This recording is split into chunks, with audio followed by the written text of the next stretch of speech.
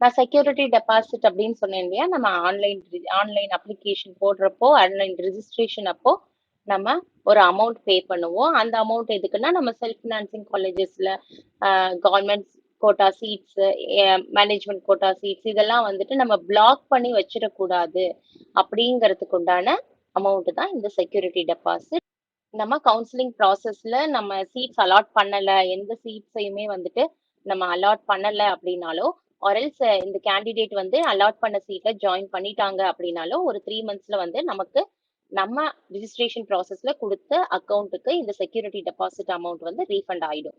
இந்த ரெசிக்னேஷன் அப்படிங்கிறது என்னன்னா, நம்ம இப்ப காலேஜ்ல கோர்ஸ் ஜாயின் பண்ண பின்னாடி நம்ம வேற ஏதாவது ரீசனுக்காக நான் அந்த கோர்ஸ் ரிசைன் பண்றோம் அப்படின்னு சொன்னா நம்ம ஆன்லைன் வழியா செலெக்ஷன் கமிட்டி வெப்சைட் வழியா தான் நம்ம ரெசிக்னேஷன் ஃபார்மை டவுன்லோட் பண்ணி அதை வந்துட்டு நம்ம என்ன பண்ணணும்னா நம்ம கன்சர்ன் காலேஜ்ல கொடுத்து நம்ம ஒரிஜினல் சர்டிபிகேட்ஸை வந்து அவங்க கிட்ட இருந்து வாங்கணும். இன் ரவுண்ட் 3 நம்ம அலாட்டட் கோர்ஸ்ல ஜாயின் பண்ணலன்னா நம்ம அப்ளிகேஷன் ப்ராசஸ் அப்போ நம்ம கட்டின செக்யூரிட்டி டெபாசிட்டை வந்துட்டு நம்ம கண்டிப்பா வந்து திருப்பி தர மாட்டாங்க. இப்போ நம்ம ஜாயின் பண்ண பின்னாடி அங்க இருந்து டிஸ்கண்டினியூ பண்ணணும் அப்படின்னு சொன்னாலும் நம்ம அதுக்கு உண்டான டிஸ்கண்டினியூவேஷன் ஃபீஸை வந்து நம்ம கட்டுற மாதிரி இருக்கும். கவுன்சிலிங் ப்ராசஸ்ல நம்ம ரவுண்ட் 1 அண்ட் ரவுண்ட் 2ல நம்ம ஜாயின் பண்ணலைன்னா அதை வந்து ஃப்ரீ எக்ஸிட் மாதிரி கன்சிடர் பண்ணிப்பாங்க. இப்போ ஸ்ட்ரே ரவுண்டுக்கு அப்புறம் கேண்டிடேட் அலாட்மெண்ட் ஆர்டர் டவுன்லோட் பண்ணிட்டாலே வந்து கேண்டிடேட் வந்து ஜாயின் பண்ணதா அர்த்தமாயிடும். இப்போ